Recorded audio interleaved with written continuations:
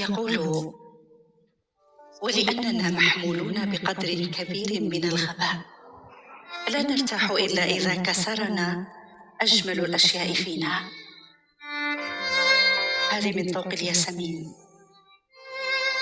ويقول كذلك: إننا نموت بشكل متجزئ، يموت الفرح، تموت الذاكرة، تنحني الأشواق، ندخل في الرتابة، ثم ننسحب، نشيخ بسرعة وبشكل مذهل، شيء ما يتآكل يوميا في داخلنا ولا نشعر.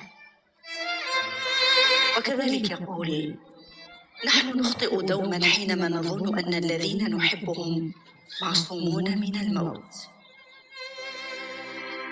وكذلك الإنسان الذي يعتمد على الآخرين في رفع معنوياته يفقد نفسه حين يفقدهم.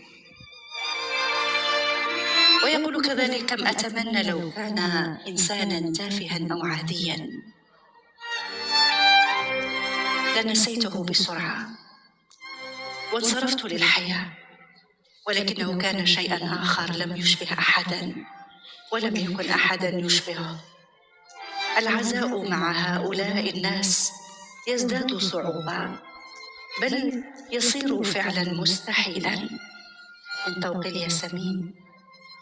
كذلك يقول الأستاذ وسيم الأعرج: أصعب الأشياء في الحياة هي البدايات، عليها تترتب كل الحماقات اللاحقة. ويقول أيضا: السعادة لا تحتاج إلى استحالات كبيرة وأشياء صغيرة قادرة على أن تهزنا في العمق. ويقول عن المرأة: في كل امرأة شيء من المستحيل، وفي كل رجل شيء من العجز والغباوة في كشف هذا المستحيل.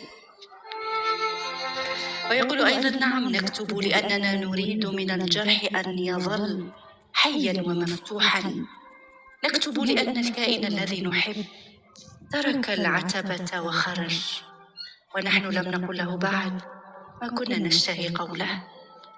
ممكن ميوت في إزعاج.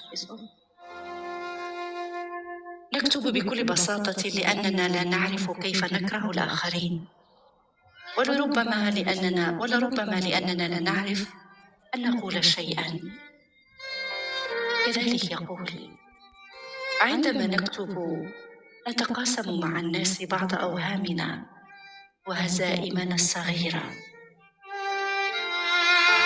ويقول: كيف أقنعك أني لا أريد من الحب سوى مقعد خشبي نتقاسمه، وطريق طويل نمشيه جنبا إلى جنب، ووردة تقطفها لي من حديقة داركم. وهل تصدقني إن قلت لك أن عيوني لا تلمح إلا لحنان تجده في عينيك، أم أنك لن تصدق ولن تقتنع؟ لأن من طعنوك في القلب لم يتركوا لي منه قطعة سليمة واحدة تصدقني بها. يا سلام. وكذلك يقول: كم أحلم أن أنسى نفسي وأطير عاليا. إلى أين؟ هل ضاقت الأرض إلى هذا الحد؟ ضاقت، وضاقت معها سبل السعادة. ويقول أيضا: موجوعة أنا بك أيها المجنون الذي لا تستطيع امرأة فهمه مثلي، موجوعة بحبك، أما زلت تتلاقى رسائلي بشوق كما كنت تفعل دائما؟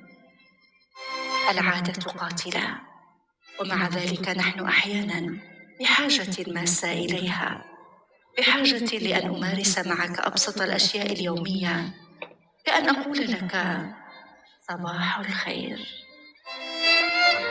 ويقول: شيء ما فيه لا تروضه إلا الوحدة، والقلب الذي ازدادت هشاشته كلما شعرت بوجع فيه وتمتم في أذنيه: قاوم، لا تتخلى عني الآن، فما زال هناك متسع للحنين وللحياة. وأخيرا يقول: أريد أن أتحرر من هذه الذاكرة المثقلة بالحنين والأوجاع. هذا جزء مما قاله الأستاذ الكبير قدرا واحتراما الكاتب الشهير بسيم الأعرج ضيفنا لهذه الليلة. بارك الله فيك أختي. بارك الله فيك منار، والله ما شاء الله كلمات وأشياء ما شاء مشكورة الله. حبيبتي، يعني متألقة ككل مرة بصوت أثري جميل، يعني بشهادة الجميع.